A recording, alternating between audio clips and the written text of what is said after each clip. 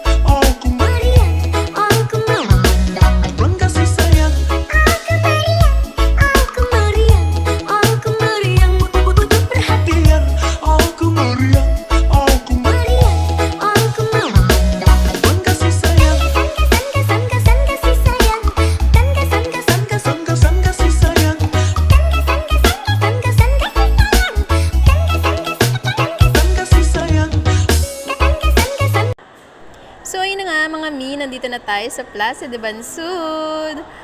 Alright, first time ko makapunta dito. Well, although nakapunta na ako naman Salay, pero dito sa Bansud, di pa ako nakakapag-take off. So, ngayon nga, nandito ngayon tayo sa Plaza de Bansud. At napakalaki pala ng plaza na to, no? Super laki, kaya pala dinadayo. And napakaganda talaga. Ang daming mga ilaw. So, ayan. Libot-libot lang tayo dyan. Quick escape lang tayo, no? From Calapan to Bansud. Konting oras lang tayo dito and then balik na tayo sa Calapan. Ang ganda dito, no? Ang daming mga ilaw, ayan. May mga design pa ng from Christmas pa ata to na hindi na nila iniilawan yung iba. Meron pa dyan mga parol na wala ng ilaw. So, ayan. Ito yung plaza ng Bansud. Ang laki talaga.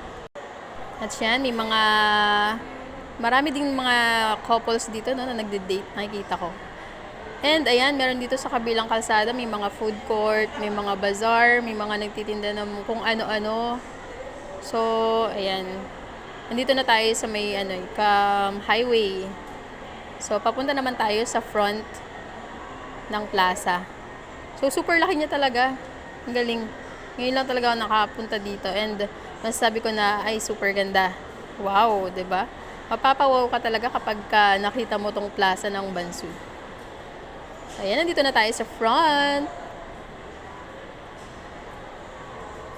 Konting lang tayo, pahinga, then balik na ulit tayo ng Calapan. Ayan Plaza de Bansud. Ang ganda, 'di ba? And hanggang dito na nga lang. Until my next vlog. Vlog nga ba? Vlog-vlogan. Bye!